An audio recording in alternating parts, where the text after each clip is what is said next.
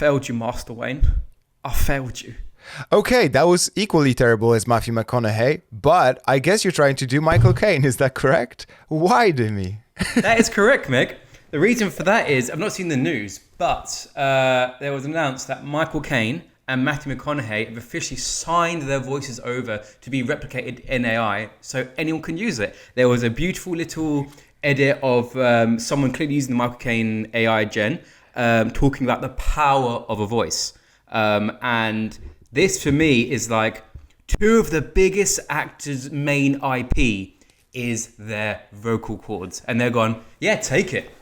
So that is super interesting. Michael Caine, I can understand potentially why. Matthew McConaughey, who audiobooks, he does the Calm app. His voice has made him literally money, and he's going, yeah, take it.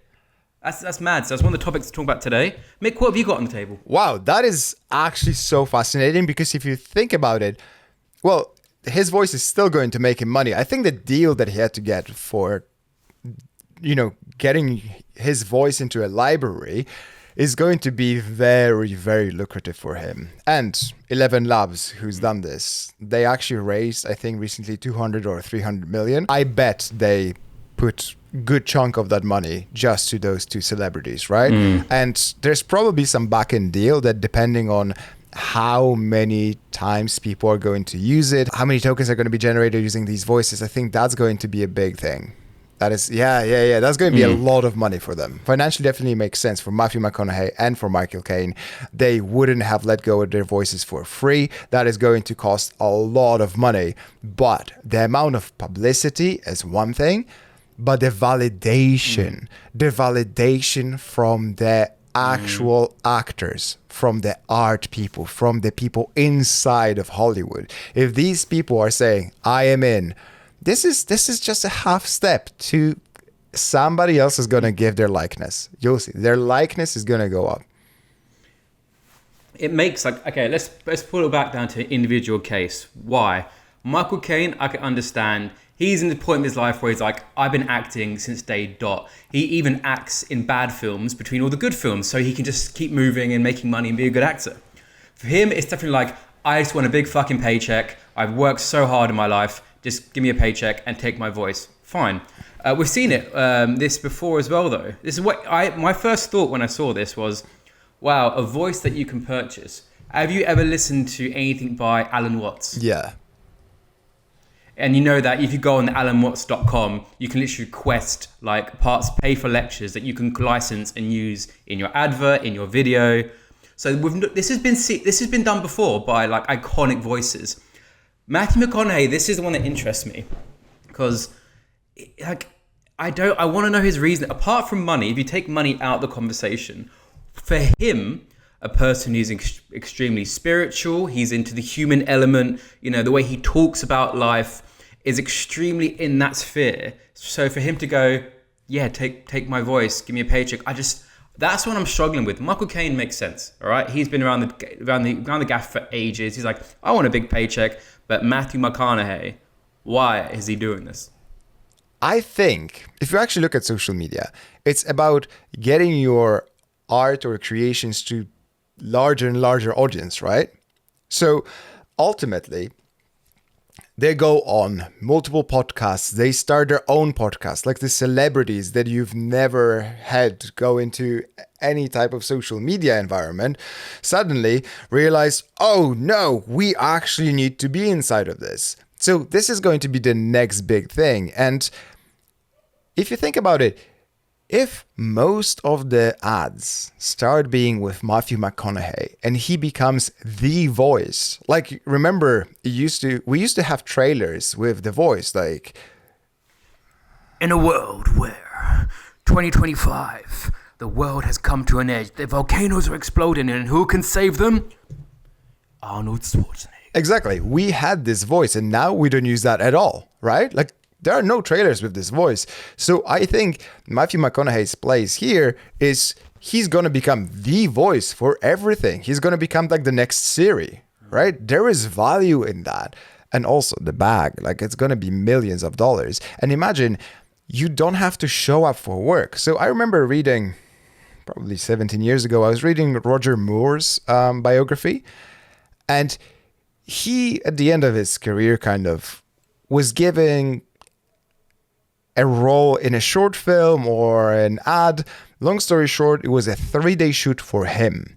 And he was supposed to get some ridiculous amount of money. It was like hundreds of thousands of dollars per day. So people were asking, oh my God, how can you get, $150,000 to $500,000 per day? And he's like, no, you're not paying me per day. You're paying me for the 50 years of work that led to me being recognizable, being this, and that. So it's very similar to using celebrities for any ad, right? Like you come in for 2 days of work, but you get $15 million, right? It's because your likeness is something that you cultivated and you built over the years, and now you're selling that to others. So I think Matthew McConaughey's and Michael Caine's voices are something that they built to a certain level of pedigree, to a certain level of recognizability, and now they're just cashing in. They don't have to come to work, like they don't have to go in and read multiple shit lines that people are going to come up with. They're just going to be like, oh, you want to use my voice? Yeah, I'll just send me the money. This is interesting. I've got 2 thoughts on this. The first, this really reminds me of, the story of Orson Welles towards the end of his career. Like huge filmmaker, Citizen Kane, made half America think that aliens landed in Boston or New Jersey, sorry. And he was voiceovering champagne ads and like advertising ads. And just because it was for a quick buck, he'd done his filmmaking, but he was making money. You can go on YouTube and see his reaction to the VO while he's doing it. He goes, what is this? What am I doing? Like he's actively like protesting the fact that, wow, this is low. So I wonder what it will do for their personal feelings about what they're promoting. Second of all, does that come with some sort of policy on using the voice? Because in this TikTok video, it's Michael Caine literally saying, voices have weight, voices have power.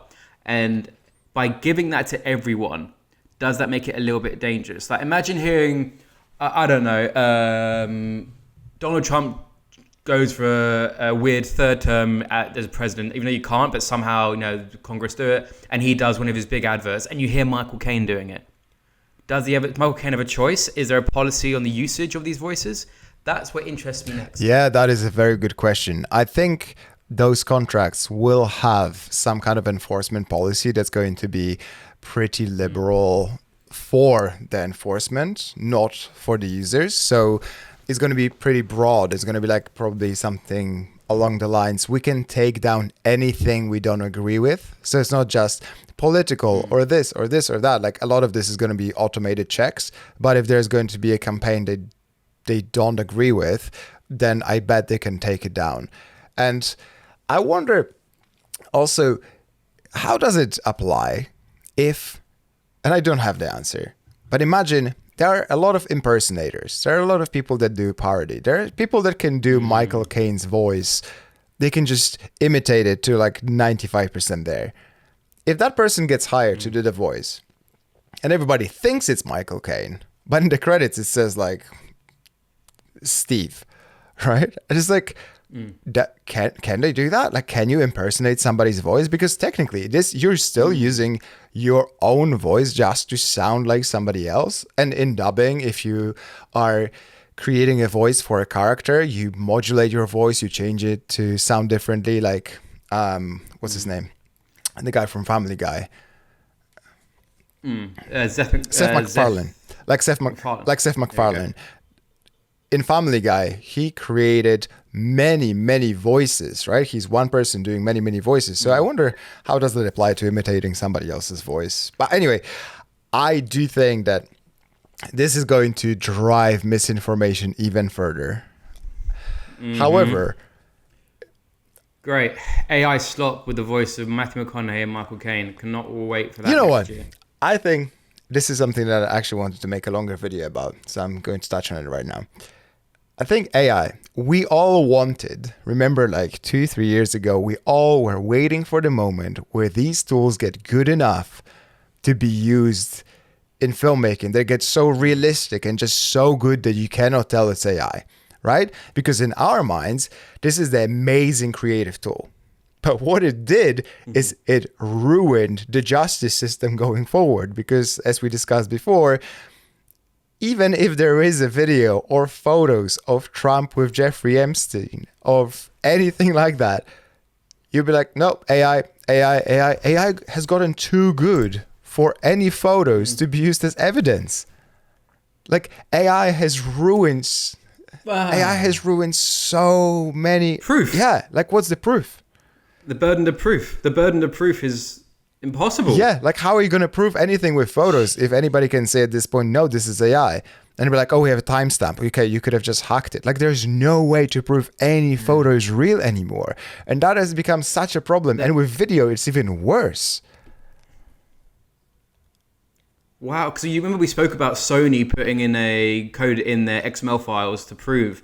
Do you think that's going to be going more widespread? Like in our mobile, like Apple might have to incorporate that in the HIC files when we do video or photo. They already did. I think Google and Apple already do that, and there are a few standards for cameras. So Sony cameras are getting updated, and I think just a few of their more flagship and enthusiast models got updated recently to include that digital signature in the picture to say this is the original, so you own the copyright to the original. And it hasn't been created by AI. But this is so fascinating now that we wanted this tool and we created the bane of society, really. Because how do you build a society based on trust if there's no... when you can't... Exactly. Trust. This is crazy. This is crazy. Anyway, let's move on to something that's, again, along the same lines. Disney. Finally, they woke up. The giant woke up. Disney finally woke up. They realized, oh, wait, Sora 2, people are generating Mickey Mouse doing this, Mickey Mouse doing that. Why aren't we? Oh, I've seen what people are doing with Pixar and Sora. You can't go anywhere. What's the rule of the internet? Is that there's a number of rules. What's the rule that if 34. there is a topic of... If you don't know what it is, just lovely viewers, Google Rule 34 of the internet, and then you will know what I'm talking about. It's mad. It's mad, and I don't think Disney is going to go as far as this. But what is fascinating is they saw that people are using these AI video generators from OpenAI, from Google, from everybody else to actually generate something from an existing IP.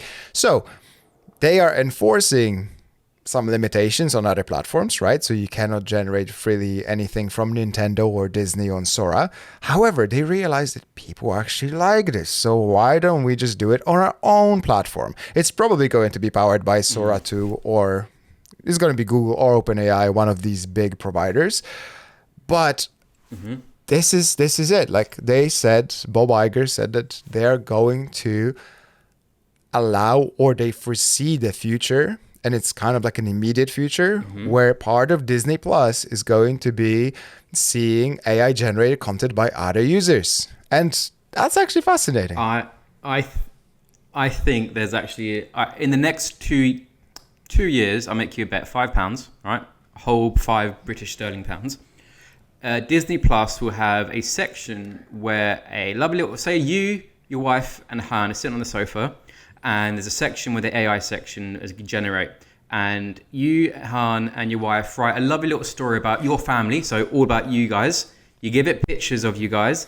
It generates you a little short 1-minute story that you can show your boy, hey, look, we're on TV, in your favorite Moana style, in your favorite Pixar style. That is an element which I think they could do, and that's where it'll get very interesting, because they'll have the clearance to do the IP. Like Sora's good at doing it right now, but it's still a little bit off in certain areas.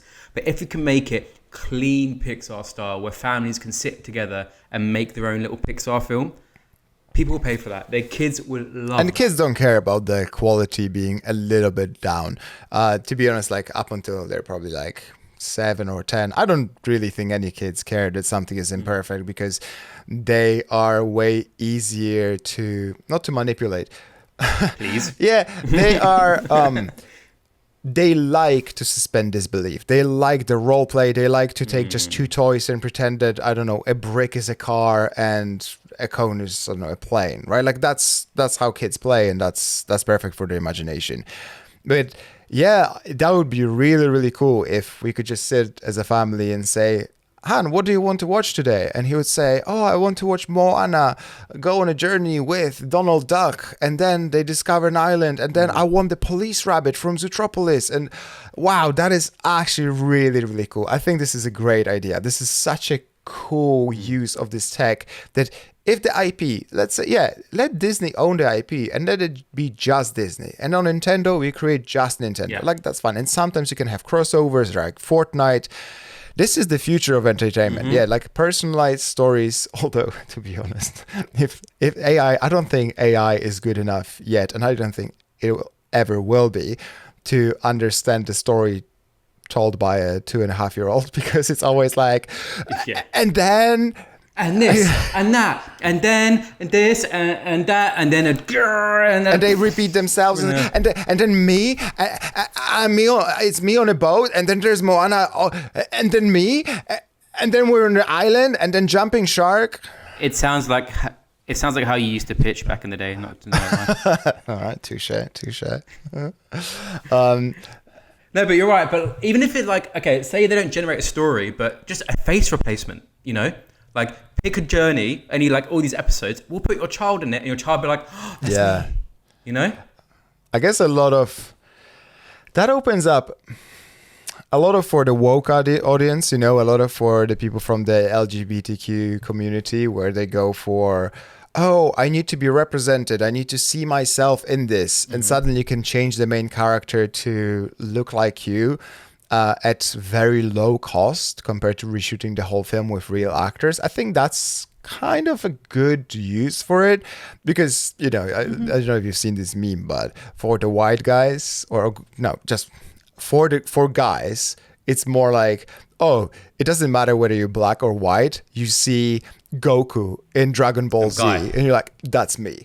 You see Batman, be like, that's me. Like, you can immediately identify with whatever character, even if it's a woman. You're like, badass, that's me. Whereas for women and for people from different groups, it's more like they want to see somebody that represents them a little bit closer, so they can relate to a little bit better. So that's actually a really good solve, you know, making films where the story is the same. You maintain the story from the director, you maintain the same story beats, and you just change the main character a little bit for different markets. Well, it's been doing this for years. And what's that industry called? Oh, I think video games. Porn. Oh God, I just had to bring the tone down, didn't you? Slap my dick and call me Sally. You're right. Yeah, RPG games. You create your own character all the time. Yeah, the old ones, Oblivion, World of Warcraft. Okay, you can't get close, but some of them you can get really close. Mass Effect, Souls. All these people who have that custom ability to make the character as close to you as possible. You know, and it's people, and it's still, that's why it's one of the biggest industries in the world, because it does open up that sense of inclusion, but more of a case of just, hey, put yourself in our world and have a great time, and that's what people want. You know, and people enjoy it more. So I think we're seeing a merger now. And a really quick side note, I just want to talk about something I've done for the last 3 days. I've seen a really interesting video game I've been playing called Dispatch. And it's on Steam, and it sold 100 million copies in the first 10 days, got a 4.82 on Metascore and other gaming sites. And it's literally a film. It's an interactive game, right? But it's a film, and episodes happen like every week. So for example, it's done now, but when I first played the game, I played the first episode. I had to wait a week to play the next one and the next one. An interactive video series. And I know it's not too close in AI, but just talking about that choice. Having accessibility so you can change your character to look like you, and then make choices that affect the narrative. So if you could take that model and then, like you said, then incorporate AI, how Disney would, you have a TV show you can make whatever you want about, a character that looks like you, and a character that makes your choices. But that is basically a photorealistic video game. like we've been, to be honest, like if you're a gamer, you've experienced that your whole life, where you have played Mass Effect or any game like that, Elder Scrolls, where a decision you made at the beginning of the game really impacted one of the million possible endings, right? Yeah, so maybe entertainment is going to go more into gaming, because gaming is way larger than all of the other media industries combined. So that is why people want to get lost in these worlds, in these imaginary worlds. And if you give them more control, that's a win, right? It's just AI is not quick enough yet to do this. Yeah, it's entertainment, but now it's also becoming a job. And the reason I say that, what I sent you this morning was really interesting. You know how when we make films and there's like groups on Facebook, like production, post, and people post looking for an editor for 3 days work on a short, paid, blah, blah, blah. And then in the comments, like, yeah, DM me. Yeah, I'm available. Here's my work. And we've seen this for years, right? This morning on my AI Facebook group that I joined, like a channel, someone posted, I need someone to take 4 images of me with a spec and make a music video and sync the character. Below, again, all these people, yep, I can do it. Here's my portfolio. I can do it. Here's my day rate. I've DM'd you. And that really I stopped for a second. I was like, wow, here's the shift now. People are offering their services as an AI filmmaker on a freelance basis, right? We knew this was coming, but just seeing it written out and seeing how many people commented. But then my second thought, and this is what I want to pick your brains about, if it's normal film production, you and I charge a day rate. That's how we make our living, right? Because the costs are high to shoot in real life. We know this in live action. But the cost to shoot an AI film tools are incredibly cheap. So what do you charge that person, right? Because the bar is so low to entry. But is it enough money to make a living off? Yeah, I think you should be charging for the value that you're providing to the customers, so however much they want to pay. And this is a massive, massive shift in my thinking. So after working in agencies, after working in production companies, I was really against charging customers a lot of money and spending only a fraction of it on the production. But I spent a year now, a little bit over a year, trying to build an alternative powered by AI where I would help customers do everything a little bit more in-house without that layer of an agency. And, I was like, I'm going to empower people to do something. But then I realized that it's a flawed model. And I'm getting to the AI part.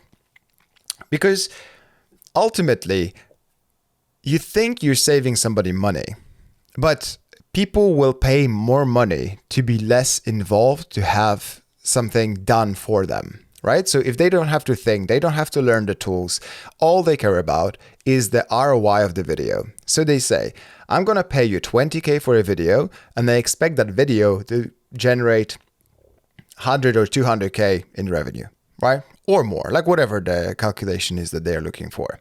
So if they're shooting an ad, they say, I have 20K for an ad, I would still charge them 20K if I do it with AI. And my reasoning is this. If I have enough space to be creative and I charge 20K, that means that now I don't have to take as many clients at the same time.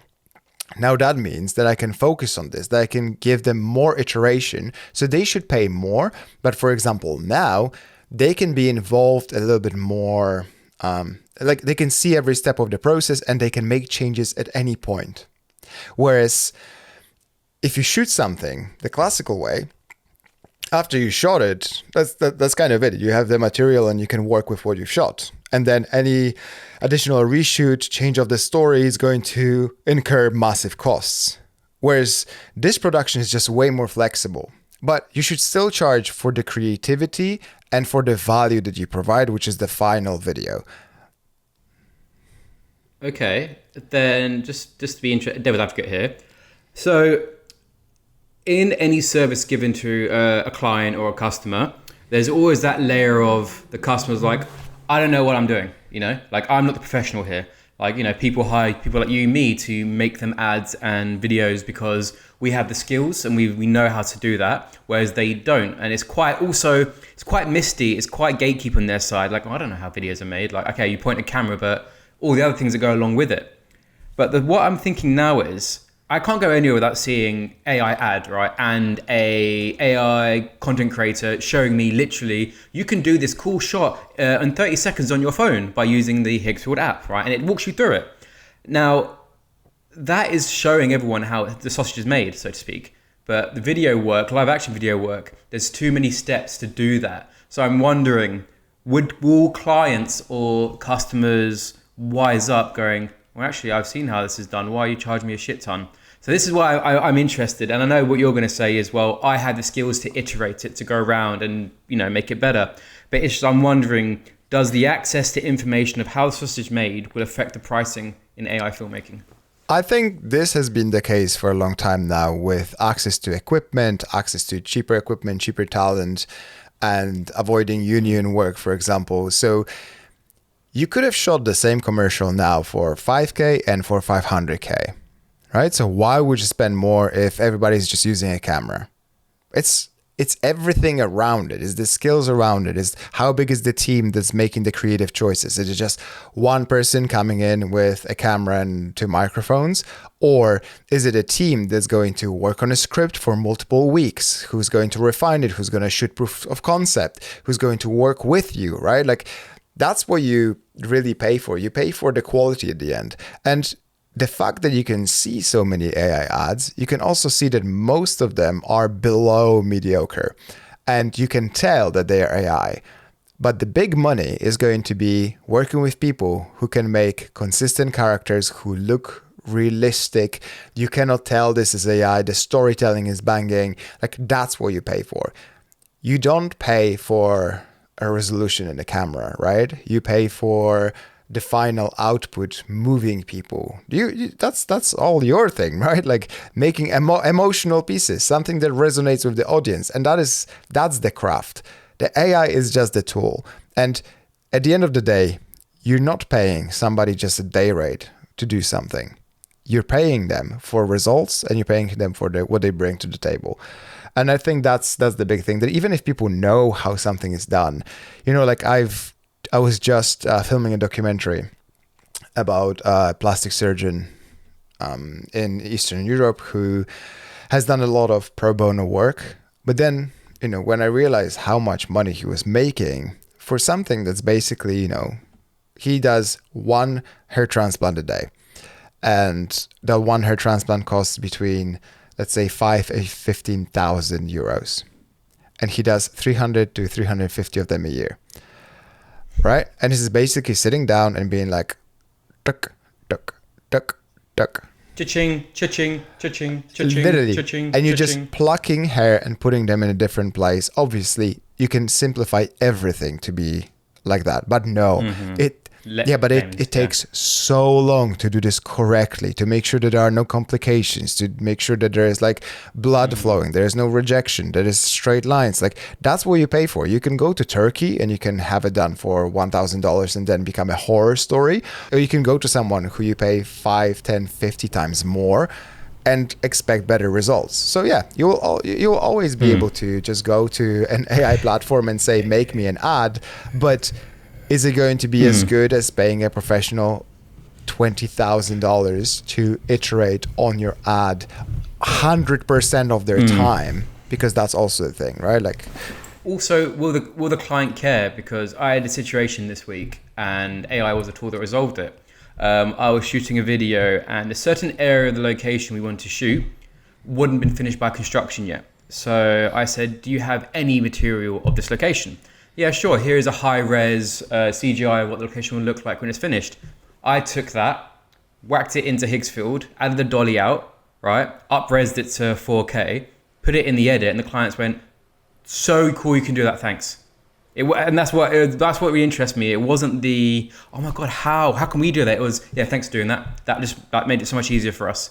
So that's an interesting attitude there already. Because they didn't care how the sausage was made. There's like, they just care I did it. They don't care whether you know? spend days in After Effects rebuilding this in 3D or whether you did this with AI. And that's what I mean. As long as somebody is happy and as long as you're not delivering something that doesn't meet the expectations. Because if you say it's not, I think if you promise the client that you're going to shoot something with real actors and charge them 100K, but then you did it with AI for 1K, if their whole marketing campaign relied on having behind the scenes that it's real actors, whatever, then, this is kind of scummy, right? But if they just said, we want this story to be told, and at the end of the day, they're happy with the product, then who cares, how it's made? So I do not want to do cheap filmmaking, which is going to be, hey, I spend $100 in generations. I'm going to add 20% to that. Here is your ad for $120. I'm not going to do a $120 ad because that's just a waste of time. Speaking of clients in the industry, the Hollywood Reporter did an article yesterday, and this new terminology is coming around now where people are referring to AI filmmaking as, is it Skynet or is it the AI savior?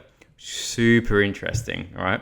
So this article delves into, will AI filmmaking start being helpful and then turn into this, twisted, chaotic, fucking ruin the industry? Or will it save the industry? And I know we've spoken about this a few times now. And just let's take a step back, right? So we've seen Michael Caine, Matthew McConaughey, here's our voices. We've seen George Miller, we've seen huge directors going, yes, embracing it. Now, I think in the next 2 to 3 years, we will start seeing these features with the AI elements. No worry about that. I am wondering, that same thing we spoke about with the client, they don't care how the sausage is made, they love the end result. Do you think that will also apply for audiences in narrative filmmaking? Yeah, I think that people do not care.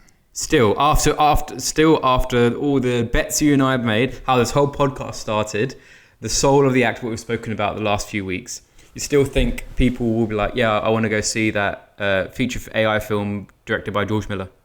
Yeah, because I don't think we're gonna promote movies as AI or not AI. I think it's just gonna be, hey, this is the new film by George Miller. That's it.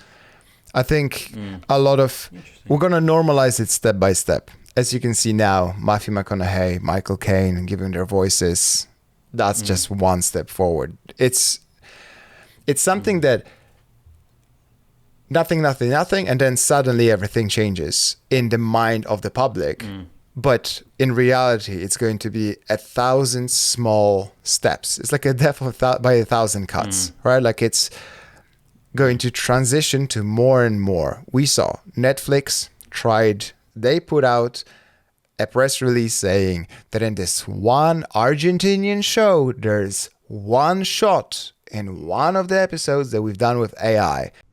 Oops. The society, society kind of took that in, absorbed it. Okay, now everybody's saying just 2-3 months later, we're using more and more AI. Now Netflix put out another press release. Like if you listen to our podcast, you will literally see this unfold. From the first use of AI, that was our first episode.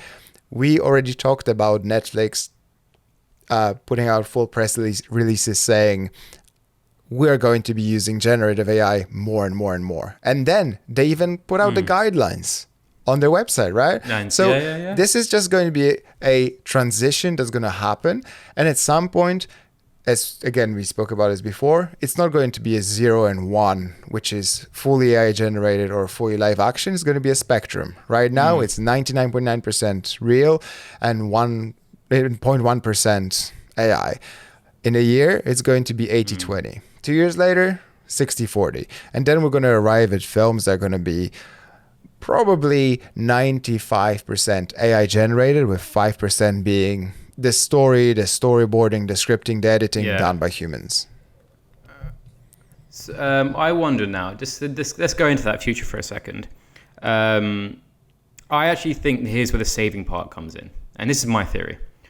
So, like anything with audiences, the more you give them of something, yeah, they love it to the point where they get sick of it. You know, let's take the superhero concept. All right, that was done to death. I can't watch superhero film now for a few years because I'm sick of it. So I'm now looking for other content.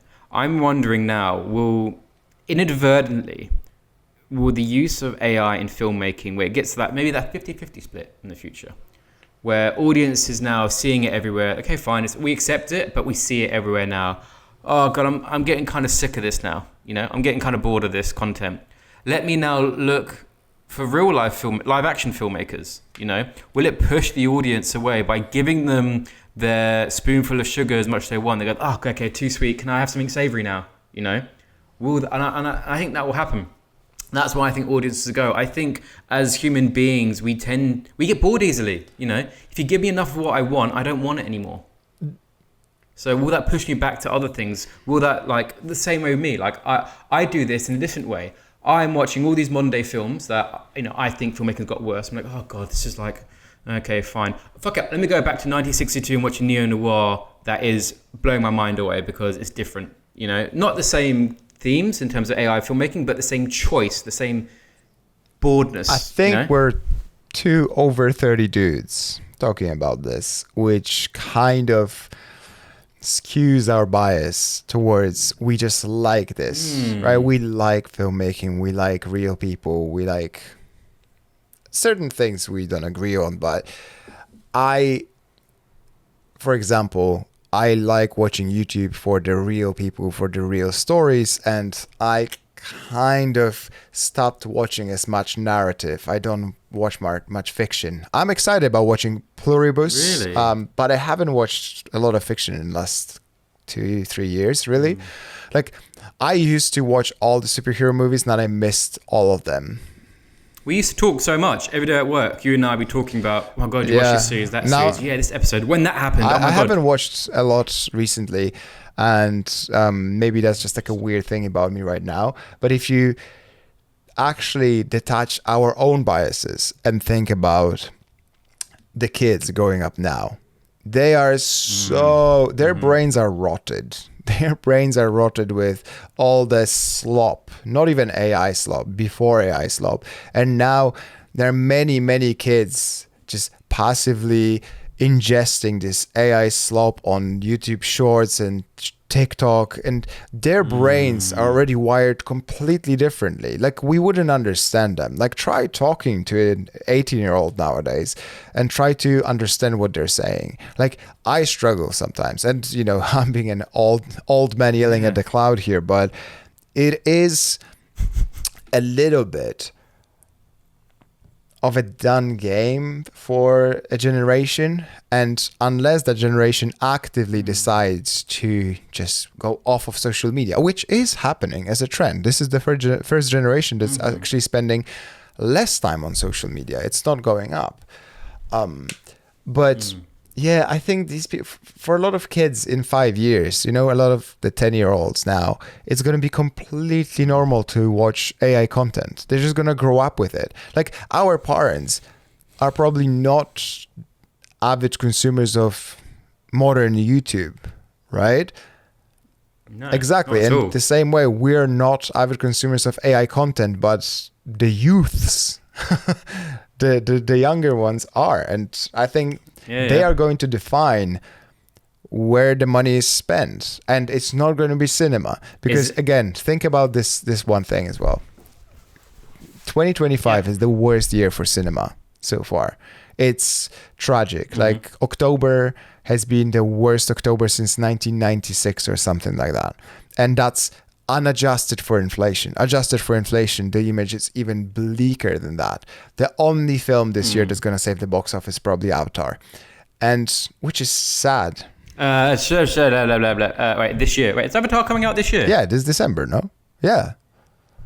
Oh, okay. Well, I am going to make a caveat to that. When the Odyssey drops next year, that will save cinema, because I'm extremely that's going to save 2025 when it comes out in 2026. Yeah, right. Anyway, it's going to be a good test, because if you think about it, I don't think this is necessarily a problem with modern filmmaking, because maybe the movies haven't gotten worse. Maybe it's just too much choice, but also there's too much convenient choice. And cinema has become a very inconvenient choice. If you can actually, nowadays, for less than $2,000, you can buy a 100-inch TV. 100-inch TV in your flat is going to be a bigger, more immersive experience than 99% of the cinemas that you can go to, bar IMAX. And do you know what? Sorry to stop you. This is so, because this hit me this weekend, right? Really hit me. Me and my girlfriend were like, let's go see Kill Me Darling or Yorgos Lanthimos' new film Begonia, right? And do you know what put us off out of everything? We didn't want to spend £19.50 each to go somewhere, and that's 40 quid between us for an hour and a half. That's just tickets, and then also getting there, and then also maybe some food. Yep. Well, you're right. No, I get it. Like, I'm a homebed. Look at the size of my TV in the background, which comes off the wall and aims at my couch. I've got surround sound plugged in. I get it. I get what you're saying. This Michael Scott scene from The Office when he's like this super small TV that he can like pull off the wall. Anyway, just but imagine 100 inches. That is like projector size, and the projectors do not get as bright. The projectors do not get the same contrast, and you can get that for under $2,000. That is so cheap right now for such a massive TV. It's not OLED, but the quality is going to be better. Most people cannot tell the difference. Most people cannot tell the difference in quality. So if you can suddenly have cinema at home, and most people have a TV anyway, right? So it's just a matter of like, okay, we need to buy this anyway. And if you have a family, if you want to go like 2 people, 3 people, 4 people, suddenly these tickets add up, right? That's 150 pounds for family out for an hour and a half, 2 and hours. Then if you do it at home, you can make it into a fun experience. And even if you pay for the newest movie that only just dropped and you need to pay $14.99 to rent it for tonight, that is still a massive saving, and you can have the same or better experience. Because also cinemas, I'm sorry, I'm such a snob. I only go to 2 cinemas in London. I go to BFI and I go to the IMAX in Leicester Square. Maybe the Dolby Cinemas in Leicester Square as well, because I know, and I'm just like a little bit of a tech snob, that they care about the picture quality, they care about the experience. Whereas most smaller cinemas are just like old projectors with burned out lamps. Like a lot of a projector lamp has a certain lifespan, right? So it just degrades over time and gets dimmer and dimmer and dimmer. So you're watching something that, you know, the auditorium doesn't smell nice, the image is dimmer than your house, you have to be there at a certain time, you cannot pause to go to the bathroom. It's such an inconvenience that also the movies, unless this is like a huge superhero movie, which again you would go to IMAX, like what is the benefit? Like I just don't know what is the benefit. I do. Here's the benefit, right? And this is what I agree with everything you're saying, right, in principle, but my rebuttal is you can't get lost at home, all right? You can't get lost at home. You'll have too many distractions. Let's be honest, mate. When's the last time you watched a film and didn't look at your phone or pause it for a second, or, you know, just like quickly check something, you know? I think this is what we need to work out. Like, the cinema is the place where you can't use your phone. You have to sit there and really focus on it. At home, you don't have that restriction or boundary. And that's why I think there's a difference. Like I love going into a room for 2 hours and literally the outside world does not exist. But doing it at home, I get it's more convenient, but I'm not getting that immersion. You know, I may feel this film's a good film when I'm watching it at home, but it will not hit me the same as in the cinema when it's my full attention. I think that's the argument here. Now it's attention span. Where can I keep it? At home, well, I can double screen this film. Like it's a double screen film. I can look at my phone and I can look at the screen. In the cinema, no, this film has my full attention. So my experience is going to be wildly different. So that's why I'd say the argument for film or for cinema is. No, I agree, but that's from a perspective of a creator, really. That's not a perspective of general mainstream audience. And unfortunately, going mainstream. Yeah, but if you actually want to maintain high budgets in cinema, you need the mainstream audiences, and the mainstream audiences have already voted, and they voted no. Unfortunately, I think the cinema experience is going to be just the largest possible screens with the amazing effects where you go in, you can get lost in like a massive blockbuster movie. I wouldn't watch, I specifically am waiting to watch Top Gun Maverick again when in maybe 2 years I managed to build my home theater the way that I want to build it, which is like full Atmos, large speakers, like larger TV. Like, I'm waiting for that experience, right? And I don't want to waste that experience on... I still have a big screen and good speakers, but I just don't want to waste it because I experienced it in IMAX. So yeah, the experience needs to be a little bit more unique than just a story. I don't think normal films without the effects, without some kind of a gimmick, Avatar being in 3D, for example, right? Like, it's the... Nolan shooting everything in IMAX. Oh, cool. Yeah, but like Avatar being in 3D is like, nobody else is putting out films in 3D that much. Nobody cares about watching films in 3D. But Avatar, there's something cultural about it being in that format. Do you have shares in Avatar as a brand? Because every time we speak about Avatar, everyone go through this podcast quickly, all the episodes, and look in the transcription. I bet you Mik says Avatar at least one in every episode. Because it's such a phenomenon that cannot really be easily explained. How is this franchise that I don't remember a single character? I don't remember any of this story. Nobody cares about this. There's no fandom of Avatar. And yet, the number 3 is going to break the box office records again, just as did the number 2. Why is that?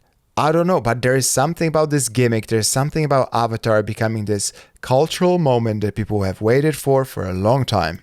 It's the craft. It's the craft. It's I have to wait.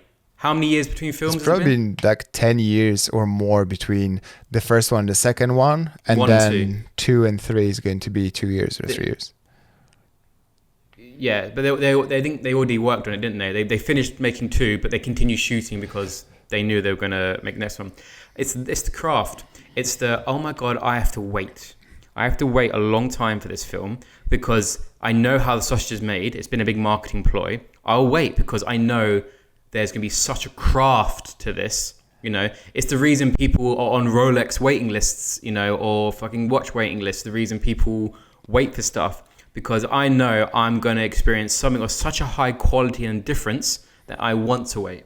I think that's it. I think that is now how you make a difference in this marketing game in film. I think you have to show the audience, look at the hard work that's going into this film and wait. It's why Tom Cruise gets real jets, I think we're still in this place where a film has to be marketed about how it is made, to show them, here's how hard it is, here is the expertise we're putting into it, all right? But you're going to fucking love it. It's very similar to circus, like Cirque du Soleil and theater. There needs to be a number that's kind of dangerous, something that's... there's something at stake, like that they spend so much money on this that this cannot fail. You know what I mean? Like, there needs to be some story, some behind the scenes for it. It needs to become more than just watching a film. And 99% of the movies nowadays do not deserve that.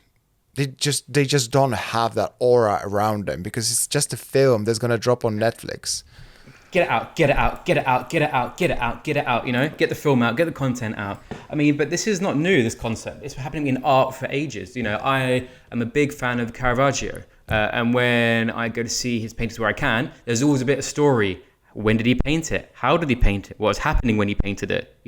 There's still that marketing drama behind it. It's just we're adapting it into new models. Yeah, that's true. This has been an interesting episode. We were aiming to do this in like 30 minutes, took us over 50, but it was a good discussion. And if you like these discussions, please subscribe and then see you in the next one. Ciao. Nice.